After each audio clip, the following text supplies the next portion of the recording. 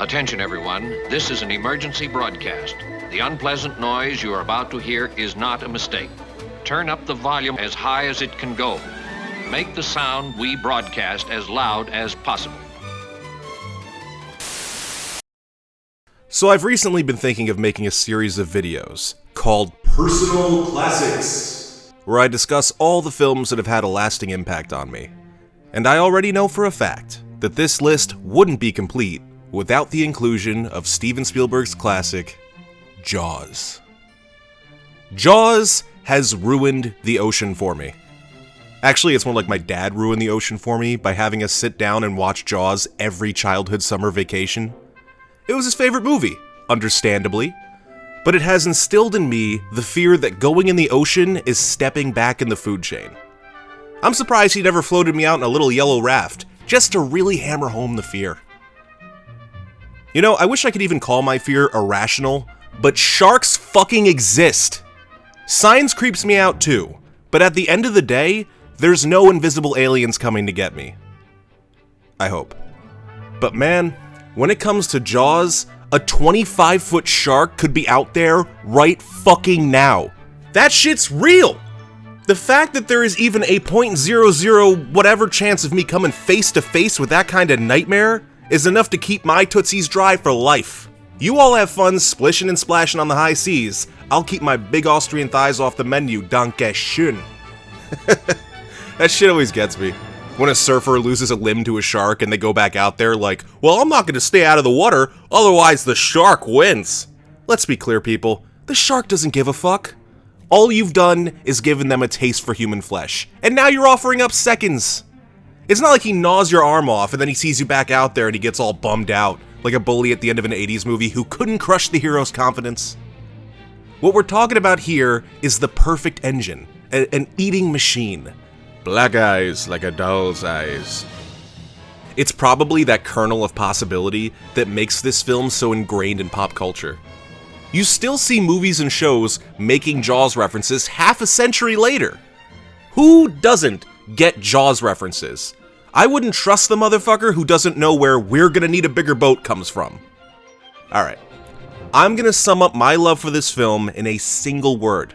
Ready? References. Honestly, I wish people were more familiar with this movie. It's quotable as fuck! And I'm not talking about the big lines like, "we're gonna need a bigger boat," or "smile, you son of a..." I'm talking about all the little moments that add so much flavor to the film. When I think of this movie, I think of the old harbor master, the guy who's never heard of a tiger shark. A what? Quint talking about his third wife's demise. It's only an island if you look at it from the water. That makes a lot of sense. Taxidermy man gonna have a heart attack when he sees what I got him. Cutting open the shark and seeing that little Kittner boy spill out all over the dock. This movie is a veritable ocean of references I rarely ever find anyone else diving into. Here's to swimming with film-savvy women.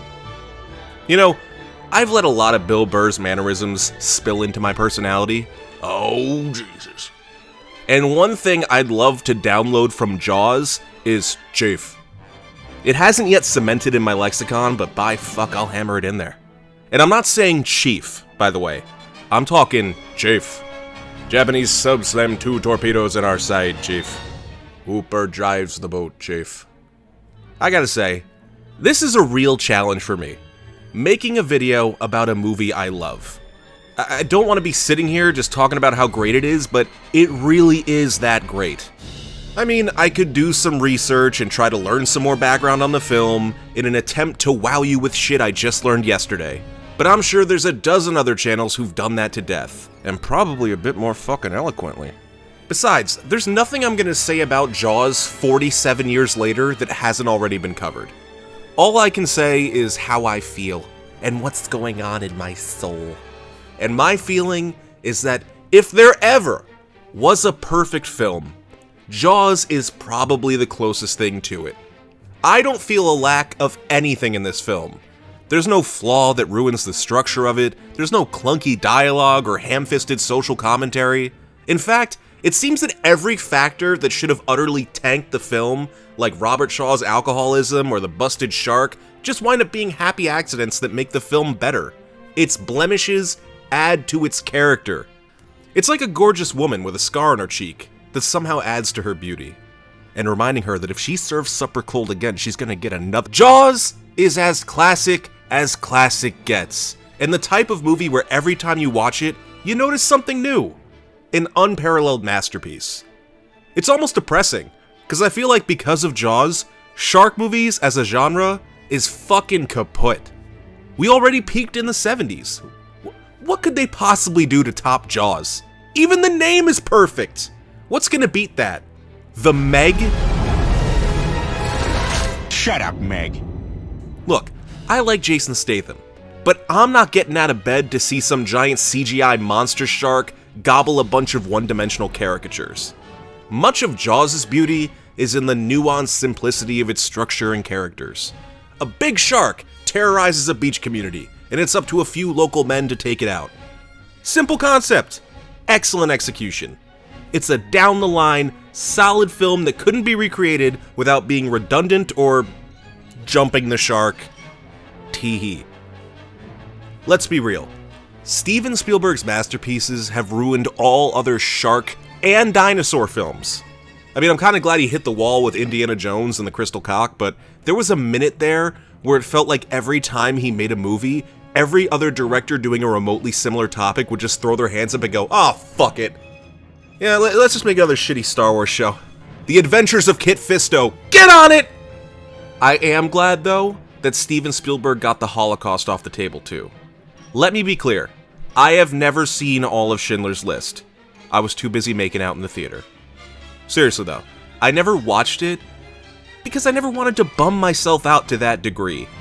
I know it's going to be haunting and depressing. I mean, Steven Spielberg is a great director, and he's already found a way to ruin the ocean for me.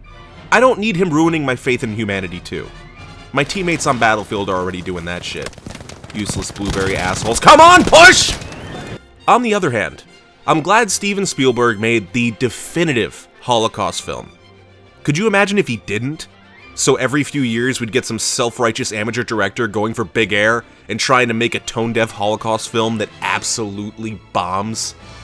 Getting a bunch of young thespians using all the tragedy to show off their mediocre acting chops? It's like how every actor now needs a badass beatdown movie, except every 6 he'd throw in a Meg-level Holocaust flick. Burning Nazis and throwing out one-liners. We're gonna need a bigger oven. I don't think that's funny at all. Alright, I can't help but feel like I got a little sidetracked there. Let me be clear. I don't think Jason Statham would ever make a I'm not in here with you, you're in here with me Nazi prison break action film full of Holocaust hijinks. I'm just saying Shark Exorcist exists. So, there really is no low. Speaking of sharks... What?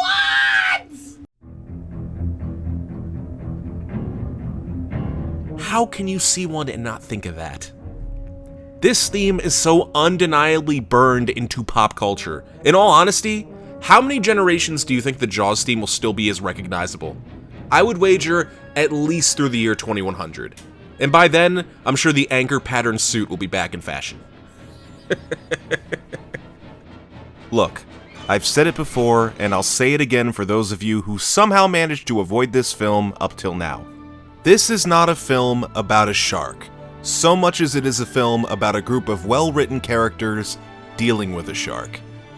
A common pitfall in monster movies is to forego the character development for the sake of getting to the next action scene. But this film reminds us how important that character development is in creating an emotional investment with the audience. Ever watch a monster film and forget the characters' names?